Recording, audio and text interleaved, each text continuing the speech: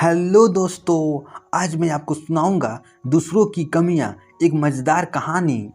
सभी लोग एक दिन खड़े होकर यह चर्चा कर रहे थे कि दूसरों की कमी निकालना तो कितना आसान होता है, लेकिन अपने भीतर सुधार लाना कितना मुश्किल होता है। राजगुरु को भी लग रहा था कि यह बात सही नहीं है। तेनालीरामन शांत बैठे रहे, उन्होंने एक शब्द भी नहीं बोला। कुछ ही देर में एक कलाकार अपना एक चित्र लेकर दरबार में आया। उसे महाराज और अन्य दरबारियों को दिखाया। वे एक स्त्री का बहुत सुंदर चित्र था। महाराज को चित्र पसंद आई और उन्होंने चित्र को सराहा पर दरबारी चित्र में कमियां निकालने लगे। उन्हें इतने सुंदर चित्र में भी कमियां ही कमियां दिखाई दे रही थी। तेनाली को लगा कि अब राजगुरु को एहसास दिलाने का यही सही मौका है। उनकी सोच अनुचित थी। लोग दूसरों की कमियां तो बहुत जल्दी निकाल देते हैं, पर उन्हें यह पता नहीं होता है कि अपनी या दूसरों की बोली में सुधार कैसे किया जाता है। तेनाली महाराज से बोले, हमें इस चित्र को चौराहे पर रखवा देना चाहिए। लोगों से कहा जाए कि उन्हें चित्र में जो कमियां दिखाई दे वह उस पर गोला डाल दे। लोग इस चित्र को सही तरह से परख सकते हैं। महाराज को उपाय पसंद आ गया।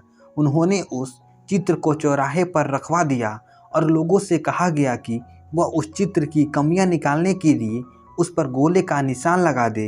देखते ही देखते लोगों ने चित्र को गोले के निशान से भर दिया।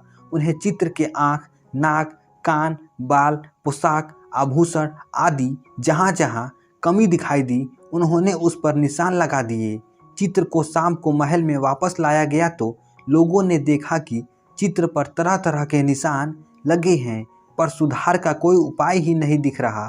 तेनाली बोले कि अब इस चित्र को कल नए निर्देश के साथ दोबारा चौराहे पर रखा जाए। हमें यह देखना है कि राज्य के लोग चित्र के प्रति क्या रवैया दिखाते हैं। महाराज बोले, तेनाली, इससे हमें क्या पता चलेगा। तेनाली बोले, महाराज, आप मेरे कहने पर ऐसा करें तो सही, सारी बात आपके सामने साफ हो जाएगी। अगले ही दिन लोगों ने उस चित्र को दोबारा चौराहे पर देखा और निर्देश लिखा, जिन्होंने भी चित्र में कमियां निकाली है, कृपया बताएं कि उन गलतियों को कैसे सुधारा जाए। पिछले दिन तो वहां भीड़ लगी हुई थी, पर आज सारा दिन एक भी व्यक्ति चित्र के पास नहीं भटका और न ही किसी सुधार का कोई उपाय दिया। चित्र को शाम को वापस महल में लाया गया। चित्र में पिछले दिन लगाए गए सारे निशान मौजूद थे, पर किसी ने भी उन भूलों को सुधारने के लिए अपनी ओर से कोई उपाय नहीं दिया था।